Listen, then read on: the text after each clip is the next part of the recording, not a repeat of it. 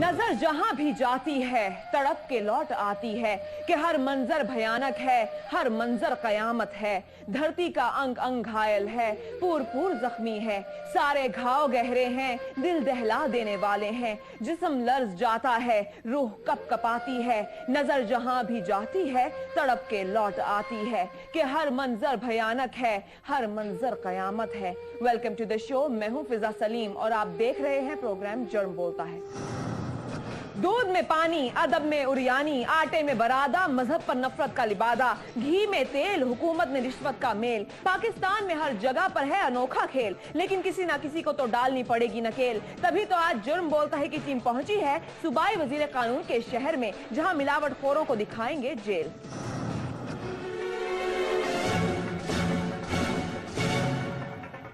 जी फिजा, बिल्कुल जुर्म बोलता है कि टीम को इतला मिली है मुखबर के जरिए से कि भी फैसलाबाद पे जो जंग रोड पे वाक़या डेयरीज है, यहाँ पर काला और मकरू धंधा हो रहा है। यहाँ पर जो है देसी घी और मक्खन तैयार करने का अमल तेजी से जारी है, जबकि उसमें इस्तेमाल होने वाली चीज़ें जो है वो यूज़ ऑयल उसे कहा जाता है। ये फूड की जुबान में जो बाहर से मंगवाया जाता है, जो सिर्फ केमिकल अशिया बनाने में मददगार साबित होता है, वो केमिकल के ड्रम्स में ही जो है पाकिस्तान में पहुंचता है। उसमें कुछ पता नहीं होता कि कौन कौन से जानवर जो हैं उनका उसमें ऑयल शामिल होता है। ये यहाँ पर साबुन वगैरह बनाने के लिए और जो दूसरी ऐसी अशिया होती हैं उनमें इस्तेमाल होता है। मगर यहाँ पर जो है इंतहाई अफसोसनाक अमल हो रहा है फैसलाबाद वजीर कानून के शहर में। यहाँ पर जो है उस यूज ऑयल से लोगों के खाने के लिए जो है वो मक्खन और देसी घी की शक्ल में चीजें तैयार की जा रही हैं, जिसे खाकर जो है बीमारियों से लोग बेचारे दो चार हो जाते हैं। जबकि दूसरी जानिब यहाँ पर जो है चिकन ऑयल उसे कहते हैं, ये भी जो है फूड में मना है।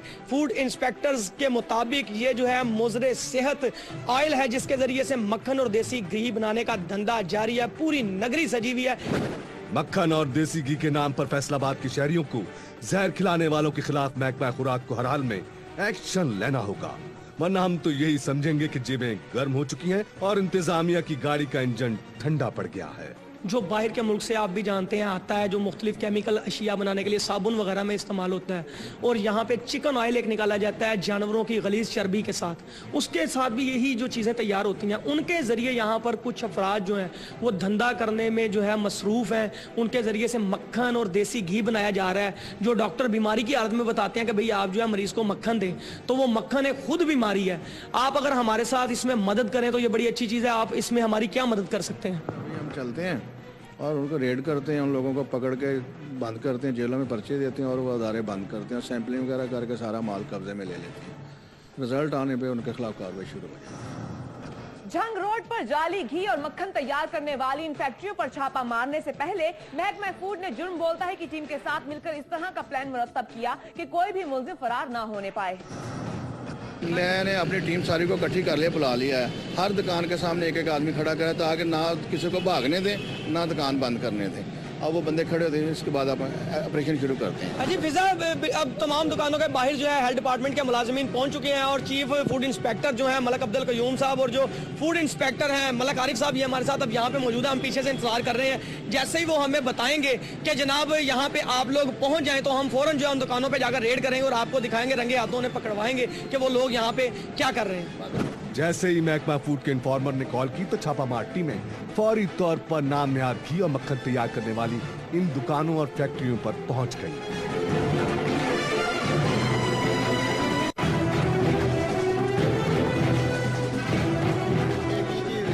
मक्खन है जी, काला पड़ता क्रीम ਦਾ ਜੀ, प्योर क्रीम ਦਾ ਜੀ।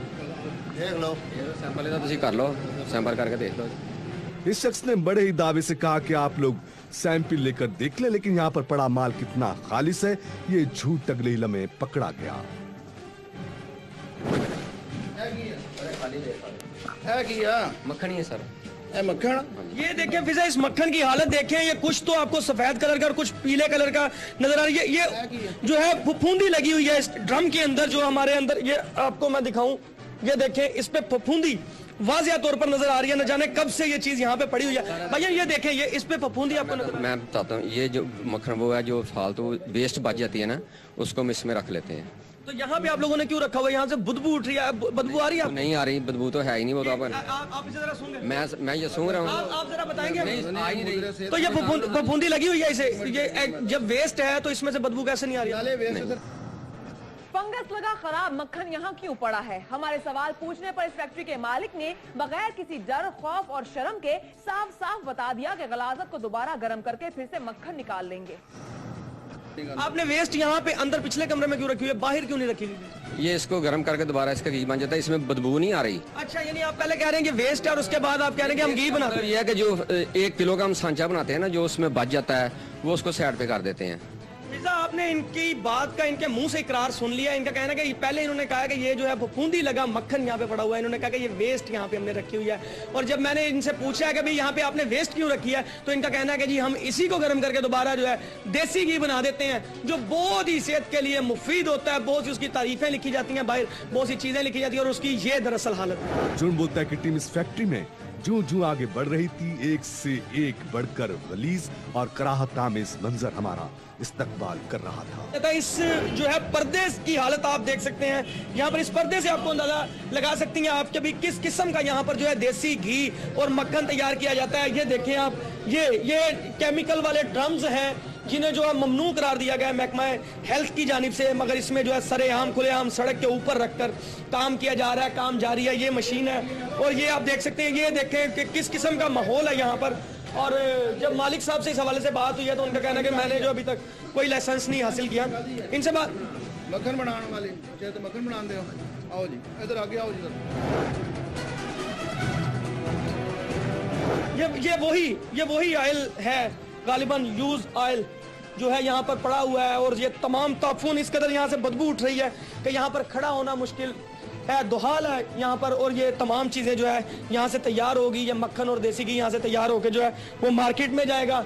इस फैक्ट्री की हालत और ताफून ज़दा माहौल साफ बता रहा है कि यहाँ पर देसी घी और मक्खन नहीं बल्कि किसी गंदी और गलाजत को खूबसूरत पैकिंग की शक्ल में मार्केट की जीनत बनाया जाता है। यही वजह थी कि फूड इंस्पेक्टर ने इनके खिलाफ सख्त एक्शन लेने का फैसला किया। इस तरह करो, इन्हें सैंपल हासिल करके ना ए सारे ड्रम कब्जे 'ਚ ले लो, ਇਹਦਾ ਜਿਹੜਾ ਅਦਾਰਾ ਹੈ ਸੀਲ ਕਰ ਦਿਓ।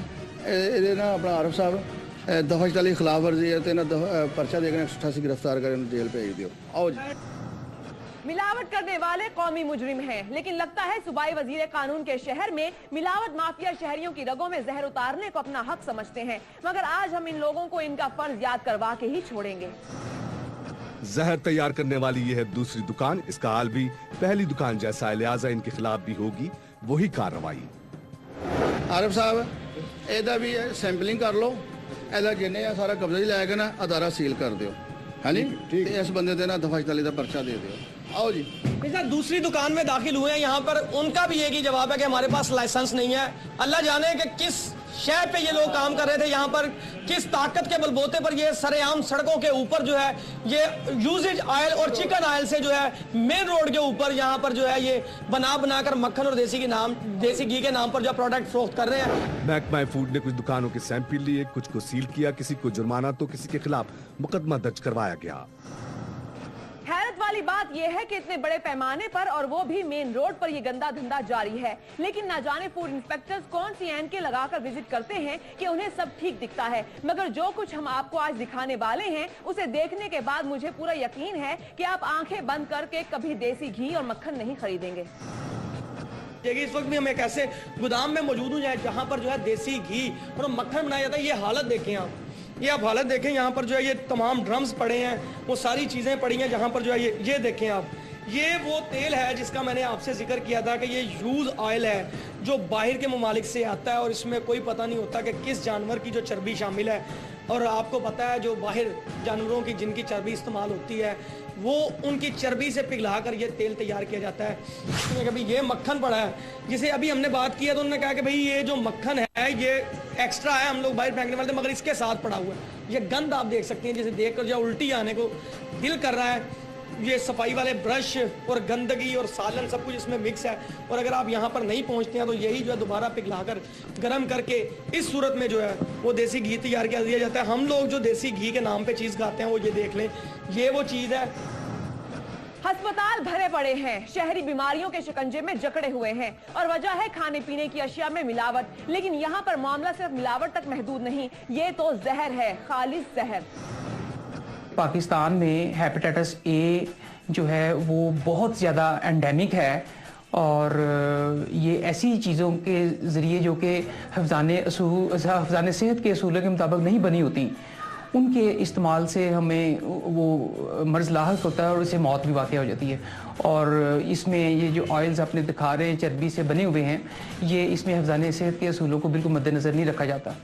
ये जो है ना जी बंदे, इनकी शिकायत है कि जो चिकन आ रहा है वो चर्बी या मुर्गा वगैरह होता है ना, उसकी हड्डियों में से निकलता है ऑयल, जो खाने पीने की चीज़ें को इस्तेमाल में नहीं हो सकता। एक यूज़ आल आता है बाहर से, वो जो है ना उसमें पता नहीं वो सूर की चर्बी होती है कि गंदी चीज़ों की होती है, वो फूड के लिए नहीं होता, वो साबुन वगैरह बनाने के लिए होता। उससे ये मक्खन, देसी घी, क्रीम श्री बनाते हैं। जो इनके खिलाफ कार्य, जो जिनके पास लाइसेंस नहीं था उनको सील कर दिया है। 2 बंदे दफा चले खिलाफ वर्जी में गिरफ्तार कर लिए हैं, उनके खिलाफ दफा चले पर्चा दे के वो जेल भेजे।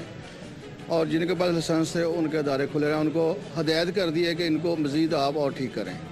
क्योंकि ये अच्छी क्वालिटी के नहीं हैं, इनको इनकी मैन्युफैक्चरिंग जो है वो फूड सेफ्टी रूल्स के स्टैंडर्ड ऑपरेटिंग प्रोसीजर्स के तहत नहीं बनी हुई, तो लिहाजा इन्हें छोटे मोटे हलवाई की दुकानें, समोसे वगैरह बनाने वाले मार्केट में चीज़ें फरोख्त करने वाले ले जाते हैं और उसे बार बार इस्तेमाल करते हैं।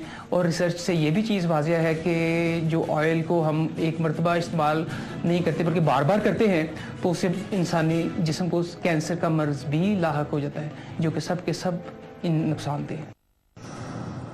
आज की ये सारी कार्रवाई कैमरे के सामने हुई और हम इस बात के गवाह हैं कि महकमा फूड ने नेक नियति के साथ एक्शन लिया। लेकिन जहां मिलावट के खिलाफ कवानीन मौजूद हैं, महकमे भी मौजूद हैं, तो फिर मिलावट के इस धंधे का आकाश बेल की तरह बढ़ते चले जाना इस बात की तरफ इशारा करता है कि कहीं ना कहीं नियतों में भी मिलावट मौजूद है।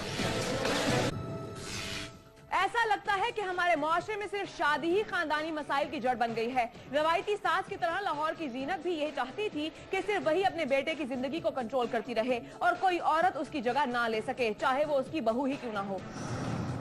फिजा जुर्म बोलते की टीम लाहौर गाजियाबाद के इलाके में मौजूद है और सास और बहू के रवायती झगड़े के अंदर इस वक्त हम जिस रिपोर्ट को जो है सामने लेकर आ रहे हैं, ये एक ऐसा वाकया है जो कि 20 अगस्त 2013 को पेश आया था गाजियाबाद के इलाके में। और ये बिल्कुल सामने एक घर है जहां पर सबा ब्याह कर सदाकत के ज़ौजा बनकर यहाँ पर आई थी और 20 अगस्त 2013 को अचानक घर वालों को इत्तला मौसूल हुई कि सबा जो है वो फौत हो चुकी हैं।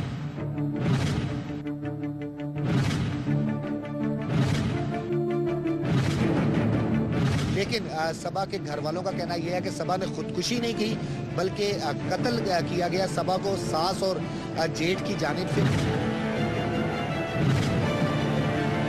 सबा का शौहर सदाकत बैरून मुल्क जो है कारोबार करता था और खासे अरसे से जो है बैरून मुल्क ही मुकीम था। सबा इंतहाई खुश व खुर्रम ज़िंदगी गुजार रही थी अपने ससुराल वालों के पास, लेकिन सास के साथ जो है कुछ गड़बड़ थी और सास जो है वो बर्दाश्त नहीं करती थी। सबा एक मोबाइल तो ले ही लो बेटा, महीनों गुजर जाते हैं तुमसे बात किए हुए, कम से कम फ़ोन पे ही तुम्हारी खैरियत मालूम हो जाए। जी अम्मी। सबा तुम खुश तो हो ना? जी अम्मी मैं बहुत खुश हूँ, आप क्यों फिक्र कर रही हैं? माँ हूँ ना, इसलिए बहुत परेशान रहती हूँ। अच्छा तुमने बात की सदाकत से? किस बारे में अम्मी?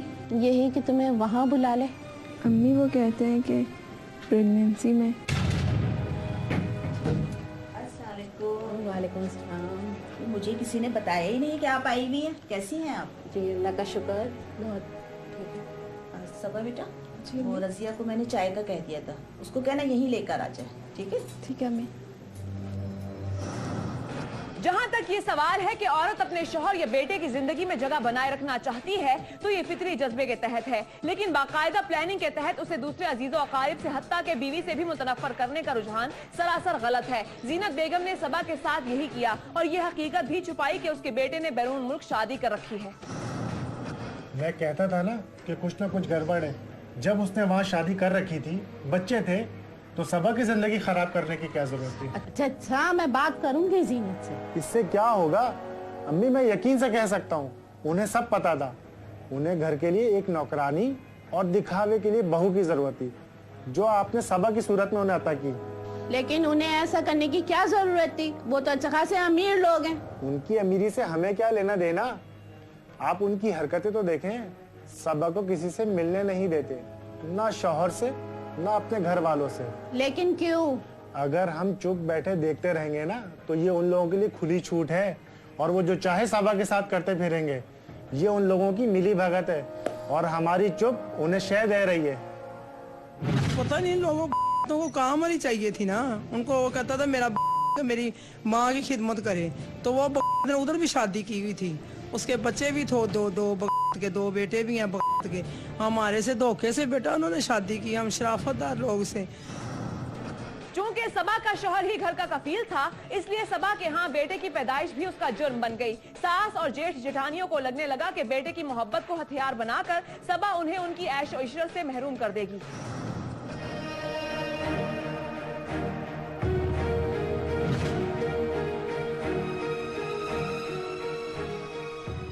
मुबारक हो अम्मी, तुम एक बार फिर दादी बन गई। और अब वो दिन ज्यादा दूर नहीं है जब आपकी वो चांद का टुकड़ा बहू आपके जिगर के टुकड़े को अपने पॉकेट में लेकर फिरेगी। सदाकत के आने की देर है, फिर देखना तमाशा तो। अरे ऐसा कुछ भी नहीं होगा। परेशानी तो मुझे भी है, लेकिन मैंने भी इसका हल सोच लिया है। वो क्या अम्मा?